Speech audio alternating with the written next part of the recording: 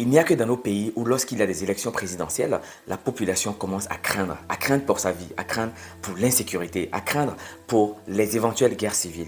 Des pays aussi bénis, des pays où des dirigeants, malheureusement, ne veulent pas jouer leur rôle, des pays où ces dirigeants-là ne pensent qu'à eux-mêmes. Entre les années 2018 et 2020, il a été dépensé plus de 128 milliards de dollars pour organiser des élections. Des élections qui malheureusement ont des résultats douteux car personne n'y croit. C'est quand même dommage en fait ce qui se passe dans nos territoires, dans nos pays. Il faut que ça change. Cette génération-là ne va pas accepter certaines choses qui ont lieu anciennement. Regardez les pays comme le Sénégal aujourd'hui. Le président se permet de reporter l'organisation des élections 2 semaines avant la date des élections présidentielles. C'est abusé. Là, on est dans l'abus total. Là. Et il le prolonge sans donner de date. Et pourquoi? Car les candidats qui sont à la course sont des candidats qui vont le détrôner et qui vont même détrôner son parti. Vous vous rappelez de l'histoire de Ousmane Sonko? Ousmane Sonko qui a été le mec, qui était l'opposant principal justement de Macky Sall, qui a été accusé de viol d'une jeune fille d'un salon, je ne sais plus quoi en fait, qui est allé faire un massage. Ce gars a été discrédité malheureusement jusqu'à ce qu'il soit écarté des élections.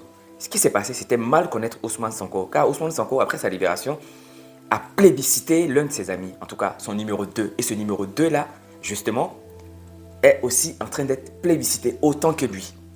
Donc ce numéro 2 est en train de prendre beaucoup de place. Cela inquiète le parti au pouvoir. Et donc, ils veulent tout simplement reporter la date des élections pour pouvoir, eux, se préparer pour venir remporter de façon illégale, je dirais même, sans craindre les élections présidentielles. Voilà ce qui se passe dans nos différents pays. Les élections ont toujours été des périodes où la population ne se sent pas en sécurité. Il faut qu'il y ait des manifestations, il faut que les gens sortent dans les rues pour contester. Écoutez, moi je participe aux élections présidentielles, municipales aussi, chaque année, en tout cas chaque fois qu'il y a des élections à Paris. Je suis dans les bureaux de vote. En fait, c'est tellement intéressant. Les gens viennent, vous vous dites bonjour, vous discutez, ils viennent, voilà. Ils mettent même, parfois il y a des gens qui quittent chez eux pour venir mettre bulletin nul. Ils viennent, ils votent à blanc, mais au moins ils viennent le faire. Ils viennent poser l'acte. Il n'y a pas de violence. Après le soir, vous allez voir que les résultats vont être donnés sous 1-2 jours maximum. Il n'y a pas de débat. Et dès le lendemain, la vie continue. Pourquoi ne pouvons pas nous inspirer de ce genre de modèle? Nous avons l'appétence, la compétence de s'inspirer toujours de mauvais modèles. Il faut que ce genre de comportement cesse. Nos dirigeants doivent aussi se dire qu'il faut grandir sur certains points. Copions les bons modèles, copions ce qui marche et ne pensons pas qu'à nous. Car le gouvernement, l'État, c'est d'abord la population avant même l'instance dirigeante. Vous devez d'abord penser à la population, à une bonne gestion, à une bonne gouvernance et à la préparation de vraies élections au détriment de vous-même, vos propres intérêts. Car malheureusement, c'est l'inverse. Les gens sont prêts à sacrifier la population pour leurs propres intérêts. Et ça, c'est injuste. Cette génération ne va pas accepter cela, malheureusement. En tout cas, beaucoup de force aux Sénégalais car il va y avoir des affrontements qui vont causer des morts, évidemment. Et c'est ça qu'on veut éviter. C'est toutes ces choses-là qu'on veut éviter. Ça va forcément entacher l'organisation des élections. En fait, même si on parle de quelque chose qui aurait pu bien se passer, au final, les résultats ne peuvent être que douteux. Donc c'est ça qu'on doit aussi arrêter. Il faut que nous soyons des citoyens qui soient capables d'organiser de vraies élections. Des élections qui nous permettent également d'aller dans les urnes, d'aller exprimer nos voix. Même si on n'y croit pas trop, il faut y aller quand même. C'est comme ça qu'on pourra se différencier, qu'on pourra dire qu'on a fait un choix, qu'on pourra dire qu'on a été citoyen dans nos pays.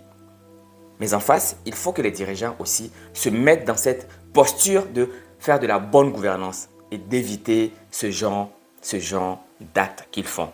À savoir proroger la date des élections à des dates ultérieures pour leurs propres intérêts, pour tout simplement tricher. Ça, c'est injuste. Force à mes amis sénégalais. Voilà, c'est une lutte noble que vous êtes en train de faire. Nous sommes avec vous. On espère que cela ne va pas causer, en tout cas, des dommages corporels et que les choses vont s'organiser assez rapidement. Ne laissez pas. La lutte que vous êtes en train de mener est une lutte noble. Je n'ai jamais réalisé ce genre de vidéo-là. Je pense qu'il était super important que nous puissions tous en parler.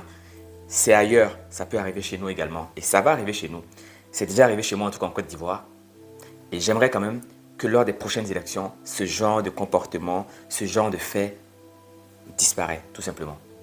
Prenez soin de vous et de vos proches et n'hésitez pas à partager cette vidéo-là pour permettre en tout cas à cette jeunesse africaine de tous les pays, même je dirais, prennent la voix aussi pour exprimer leur mécontentement, ce qu'ils pensent également. Il faut que nous parlions, car lorsque nous ne parlons pas, lorsqu'il y a des injustices, nous devenons tous coupables de cette injustice-là. Ne soyons pas coupables de ce qui se passe de façon injuste dans nos différents pays et même dans d'autres pays, car l'injustice sans réprimande donne tout simplement la force à l'oppresseur.